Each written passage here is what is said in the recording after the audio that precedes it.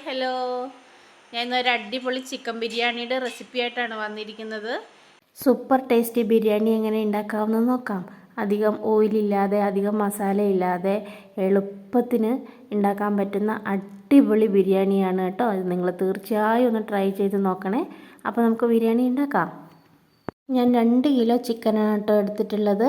അത് കഴുകി വൃത്തിയാക്കി വെച്ചതിന് ശേഷം അതിലേക്ക് മുളക് പൊടി, മഞ്ഞൾപ്പൊടി, കുരുമുളക് പൊടി, ഗരം മസാലപ്പൊടി, ഉപ്പ്, ഒരു മുറി ചെറുനാരങ്ങ നീരും അല്പം വെളിച്ചെണ്ണയും ചേർത്ത് ഇളക്കി യോജിപ്പിച്ച് ചിക്കൻ പീസ് 15 മിനിറ്റ് റെസ്റ്റ് ചെയ്യാൻ വേണ്ടി വെച്ചു. ആ ഒരു സമയത്തേക്ക് മസാലയ്ക്ക് ആവശ്യമായ സവോള, ഇഞ്ചി, വെളുത്തുള്ളി, 2 പച്ചമുളക്, 2 തക്കാളി എന്നിവ എടുത്ത് തക്കാളി അരിഞ്ഞത് മാറ്റി വയ്ക്കുക. ഇഞ്ചി, വെളുത്തുള്ളി, പച്ചമുളക് പേസ്റ്റ് ആക്കിയത് എടുത്ത് വയ്ക്കുക. അതിനുശേഷം ഒരു കുക്കർ എടുത്തിട്ട് അതിലേക്ക് അല്പം വെളിച്ചെണ്ണ ഒഴിച്ചിട്ട് ഇളക്കി യോജിപ്പിച്ച് മാറ്റി വെച്ചിരിക്കുന്ന ചിക്കൻ പീസ് ഓരോന്നായി അതിലേക്ക് എടുത്തിട്ട് 3 വിസിൽ വരുന്നത് വരെ ചിക്കൻ പീസ് കുക്കർ അടച്ചു വെച്ച് വേവിച്ചെടുക്കുക. അതിനുശേഷം കുക്കറിലെ വെന്ത പീസ് മറ്റൊരു പാത്രത്തിലേക്ക് എടുത്ത് മാറ്റി വെച്ചതിന് ശേഷം കുക്കറിൽ ചിക്കൻ വെന്ത വെള്ളം ഉണ്ടല്ലോ, ആ വെന്ത വെള്ളത്തിലേക്ക് അരിഞ്ഞു മാറ്റി വെച്ചിരിക്കുന്ന സവോള ചേർത്ത് ഇളക്കി കുക്കർ അടച്ചു വെച്ച് 2 വിസിൽ വരുന്നത് വരെ വേവിച്ചെടുത്ത് മാറ്റി വയ്ക്കുക.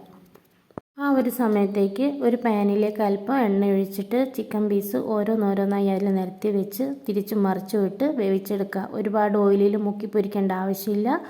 അത് ഓൾറെഡി വെന്ത പീസാണല്ലോ, അപ്പോൾ 2 സൈഡും ചെറുതായി ഒന്ന് ഫ്രൈ ആയാൽ മാത്രം മതി. അങ്ങനെ ആ പീസസ് എല്ലാം ഫ്രൈ ചെയ്തെടുത്ത് മാറ്റി വയ്ക്കുക. അതിനുശേഷം കുക്കറിൽ വെന്തിരിക്കുന്ന സവോള ഉണ്ടല്ലോ, അത് ഒരു ഉരുളി അടുപ്പത്ത് വെച്ച് അതിലേക്ക് മാറ്റി നന്നായി ഇളക്കി അതിൻ്റെ വെള്ളമൊക്കെ തിളച്ച് വറ്റി വരാനാകുമ്പോഴേക്കും അരിഞ്ഞു മാറ്റി വെച്ചിരിക്കുന്ന തക്കാളി ചേർത്ത് നന്നായി ഇളക്കി വഴറ്റിയെടുക്കുക. ആ ഒരു സമയത്തൊക്കെ ഇഞ്ചി, വെളുത്തുള്ളി, പച്ചമുളക് പേസ്റ്റാക്കിയതും കൂടി ചേർത്ത് നന്നായി ഇളക്കുക. അതിനുശേഷം ഒരല്പം അണ്ടിപ്പരിപ്പ് പൊടിച്ചതും കൂടി അതിലേക്ക് ചേർക്കുക.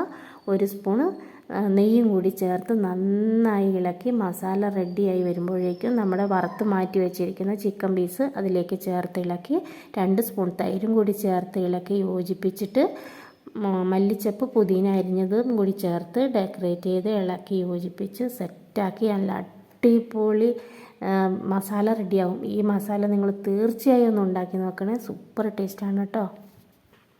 ഇനി നമുക്ക് ചോറ് വയ്ക്കാം. ഒരു ഉരുളി അടുപ്പത്ത് വെച്ചിട്ട് നെയ്യ് ഒഴിക്കുക, അല്പം വെളിച്ചെണ്ണയും കൂടി ചേർക്കുക. അതിലേക്ക് ബിരിയാണി മസാല ചേർക്കുക, കറുവപ്പട്ട, ഗ്രാമ്പു, ഏലക്ക പോലെയുള്ള മസാല ചേർക്കുക. കൊത്തിയരിഞ്ഞ് വെച്ചിരിക്കുന്ന ക്യാരറ്റ് ചേർക്കുക.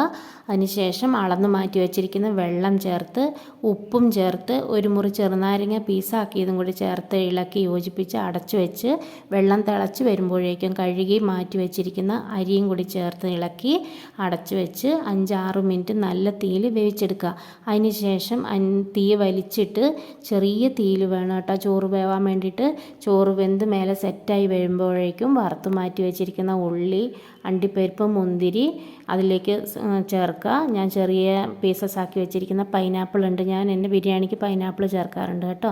പിന്നെ ആ പൈനാപ്പിളും കൂടി ചേർത്ത് മല്ലിച്ചപ്പ്, പുതിനയും കൂടി ചേർത്ത് സെറ്റ് ചെയ്ത് അങ്ങനെ സൂപ്പർ ചോറ് റെഡിയായി. പിന്നെ റെഡിയാക്കി മാറ്റി വെച്ചിരിക്കുന്ന ചിക്കൻ മസാല ചോറിലേക്ക് സെറ്റ് ചെയ്ത് അടിപൊളി ടേസ്റ്റി ചിക്കൻ ബിരിയാണി റെഡി. അങ്ങനെ ഞങ്ങൾ സലാഡ് ഉണ്ടാക്കി എല്ലാവരും കഴിച്ചു. സൂപ്പർ ടേസ്റ്റായിരുന്നു, എല്ലാവർക്കും ഇഷ്ടപ്പെട്ടു. എല്ലാവരും ഒന്ന് ട്രൈ ചെയ്ത് നോക്കണേ. ഞങ്ങളുടെ വീഡിയോ കണ്ട് ഇഷ്ടമാവുകയാണെങ്കിൽ എല്ലാവരും ലൈക്ക് ചെയ്യുക, ഷെയർ ചെയ്യുക, സബ്സ്ക്രൈബ് ചെയ്യുക. വീണ്ടും അടുത്തൊരു വീഡിയോ ആയിട്ട് വരാം. അതുവരെ ബൈ.